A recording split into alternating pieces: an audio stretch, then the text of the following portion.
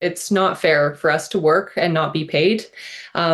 We know that Air Canada has made billions over the last years, and ultimately, they can afford to pay flight attendants appropriate wages without rising costs to the public. A lot of people didn't know that you all are working and not getting paid. So can you give me a few illustrations of how and when that's happening? So essentially, any time that the crew is assisting on board, whether that be safety-related briefings and/or a medical emergency, the everything leading up to the point where the wheels push back is unpaid. So until the wheels move, we are not paid. It could be hours, it could be minutes. Ultimately, over a span of a month, there's on average 35 hours that go unpaid. We're just saying enough is enough. We love our company. We love what we do, but ultimately we need to be paid for that time and those efforts. Air Canada has been making a lot of money over the last couple years, and so if they were to follow through and pay their employees, it should be at no cost to our passengers, the public. That's a decision they make. They can own it. But ultimately, I can say this: we love our passengers. They are the ones that keep our skies flying. We have zero intent to strike. That is not anything we're interested in. But really, it comes down to Air Canada has to follow through on anything they're stating or claiming to go forward. We don't want to disrupt passengers' plans.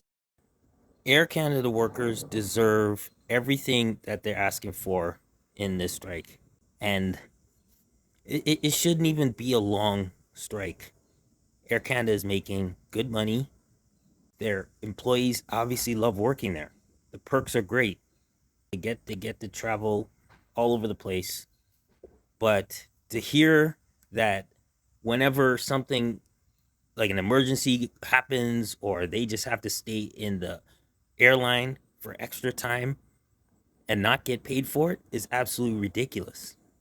It should be on an hourly salary rate.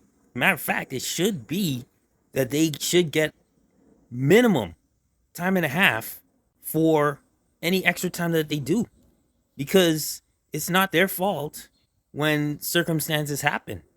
When things happen where they have to stay in a claustrophobic airplane for an extended period of time, they should definitely be getting paid for it. A lot of these women, I don't say women, my bad. A lot of these servers, these flight attendants, many of them are single because for one, they travel a lot, and two, they only make like $1,900 a month. And in North America, $1,900 a month is not much money. That's when you know the perks are good, when you're there and you're making $1,900 a month, because that really doesn't, you can't do much with that. So if any of these flight attendants were to have children and go on mat leave only gives you 60, 70%. I forget the exact figures, but so you'll be getting on mat leave less than $1,900 a month. So for many of these attendants, a lot of them are single. And think about it. You get the perks, right? People are like, oh yeah, they get the perks, so they're good. But think about it. You get to go to travel anywhere in the world through Air Canada for a good price. But you get to the destination, what can you really do? How much money can you really spend? You don't have that much money to spend because you don't make that much money. I mean, the main thing is when you go on vacation, you want it.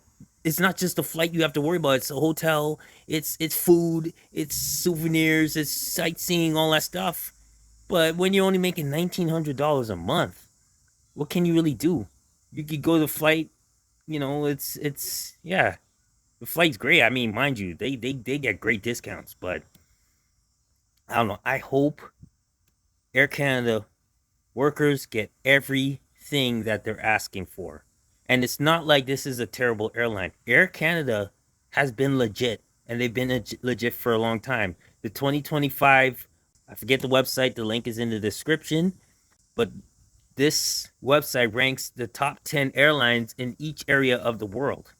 And of course, Canada being in North America, they rank the top 10 airlines in North America. So US, United States, and I believe Mexico. Air Canada is number one. And they've been number one more than once. This is a real top quality airline. You don't see American Airlines in there. I mean, the Air Canada is the best quality wise in North America. So the people who run Air Canada, do your workers due diligence. Give them what they deserve. They love being there. You want to keep them there for a long time? Pay them. That's all I gotta say. Pay them what they deserve because they work hard. I think a lot of us take airport workers for granted.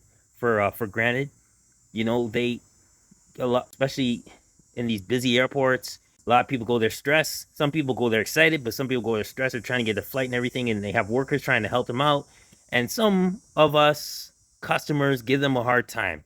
But you know what? I hope this is a recognition that, you know, they're underpaid. So if you're planning a trip and you're, you know, be nice to your airport workers. They are doing the best job that they can and not getting a lot for it. But I want to know your comments. Do you think Air Canada needs to pay their workers more? I mean, it's an obvious answer for me. I want to know your thoughts. Like, share, and subscribe to Born with Purpose. And if you have a video you want me to comment on, just drop it in the email below. All right? Peace.